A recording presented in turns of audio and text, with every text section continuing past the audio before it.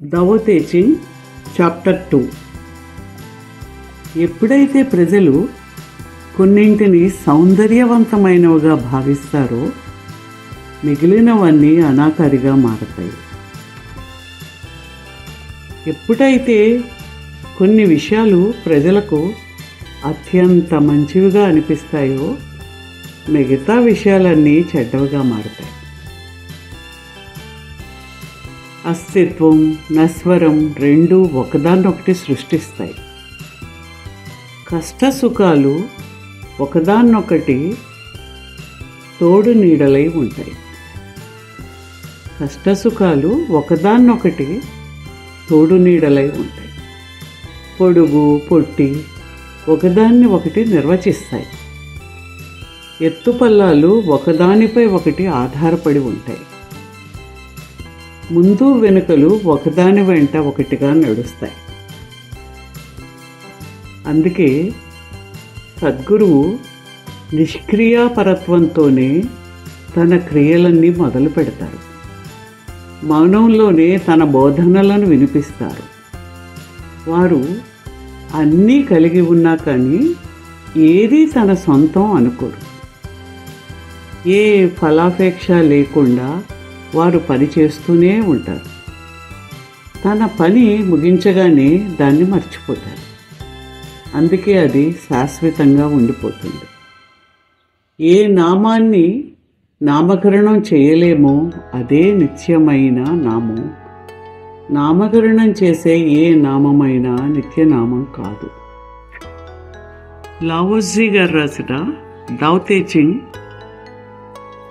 అత్యంత అద్భుతమైన మనోవిశ్లేషణ తత్వశాస్త్రంగా మనం తీసుకోవచ్చు. అది మన జీవితంలో రోజు చూసే విషయాల్ని మరింత లోతుగా మనకు అర్థమయ్యేలాగా, ఇప్పటి వరకు మనకు అర్థం కానిదేదో లోతులకి తీసుకువెళ్ళి అర్థమయ్యేలా చేస్తుంది. మనకు ఈ చాప్టర్లో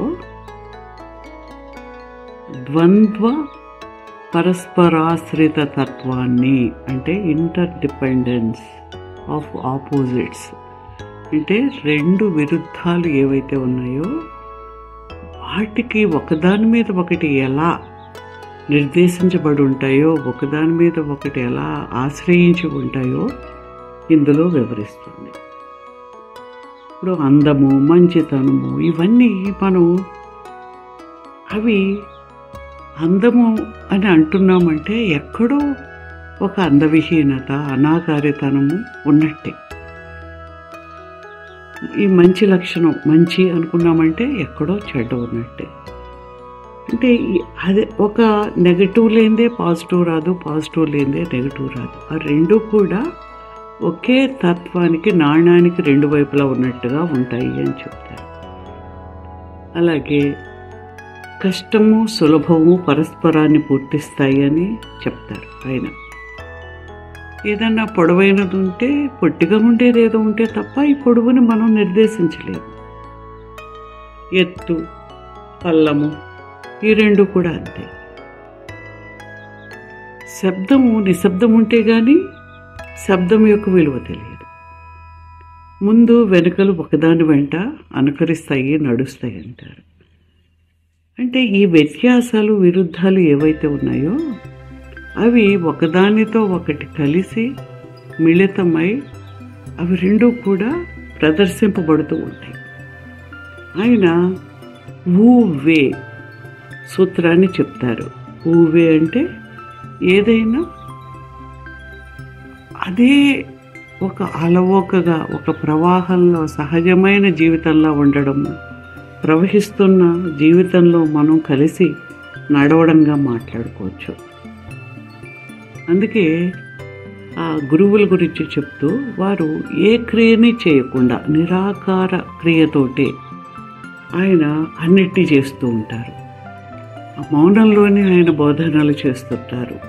అంటే పదే పదే వందల మాటలు చెప్పి మనకు అర్థం కాకుండా, వాళ్ళకే అర్థం కాకుండా చేయకుండా ఆయన మౌనంలోనే ఆ శక్తి ద్వారా ఎదుటి వాళ్ళకి అర్థమయ్యేలా చేయగలిగిన శక్తి వాళ్ళకు ఉంటుందని, అలాగే దేని గురించి కూడా అటాచ్మెంట్ లేకుండా నిస్సంగతతో డిటాచ్డ్గా ఉండి ప్రకృతితో కలిసి మనిషి తన ప్రయత్నము, కొత్త ప్రయత్నాలు లేకుండా ప్రకృతి తీసుకువెళ్ళిన విధంగా ఆ ప్రకృతి సూత్రాలతో నడిచినప్పుడు మాత్రమే ఆ జీవితం అద్భుతంగా నడుస్తుంది.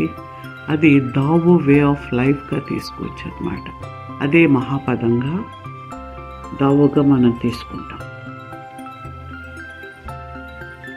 ఈ సహజమైన జీవనాన్ని గడపడము ఊవే అంటారు. అంటే ఎఫర్ట్లెస్ లివింగ్ అంటే ఏ ప్రయత్నాలు లేకుండా అతి సహజంగా, సహజమైన ఆలోచనలతో, సహజమైన ప్రవర్తనతో మనిషి ఆ నిమిషంలో బ్రతకగలిగితే తన జీవితాన్ని అద్భుతంగా దావో లైఫ్గా, ఆ దావో జీవితాన్ని తను గడపడానికి వీలవుతుందని ఆయన చెప్తారు.